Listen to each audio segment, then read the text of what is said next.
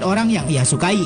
Lalu setelah selesai pertunjukan, Desi mengajak Benjamin untuk menghadiri sebuah pesta. Namun betapa terkejutnya Benjamin saat melihat ada seorang pria memeluk Desi. Ternyata itu adalah kekasihnya. Betapa hancurnya hati Benjamin karena pada saat itu ia akan kembali menyatakan cintanya kepada Desi. Pria yang terlihat tua kini penampilannya berubah 180 derajat. Semakin bertambah usianya, ia terlihat semakin muda dan tampan. Benjamin datang ke rumah sakit untuk melihat Desi yang mengalami luka parah karena kecelakaan. Desi yang merupakan cinta pertama Benjamin sangat kaget saat melihat penampilan Benjamin sekarang. Namun Desi malah mengusir Benjamin. Dan kini Benjamin mencoba menikmati kesendiriannya dan mencari tambatan hati yang baru. Namun ia sangat sulit untuk melupakan Desi. Sampai akhirnya Desi kembali ke rumah penampungan tempat mereka pertama kali bertemu dan malah menyatakan cintanya kepada Benjamin. Tentu saja hal itu direspon dengan baik oleh Benjamin. Namun saat mereka baru saja pulang dari liburan bersama, Benjamin mendapat kabar yang tidak mengenakan. Orang tua asuhnya meninggal dunia. Benjamin lagi-lagi kehilangan orang yang merawatnya sejak kecil.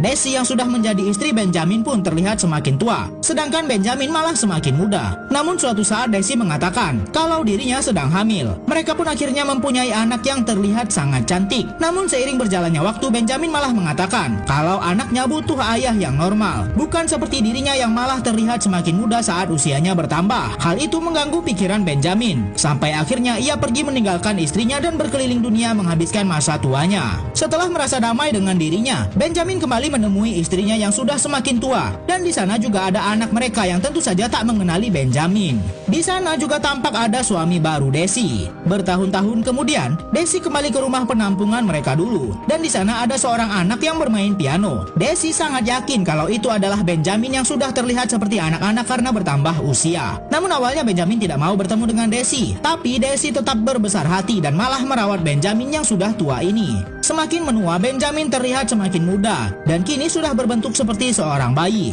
Sampai akhirnya sang bayi tua terpejam dan meninggal di pangkuan Desi.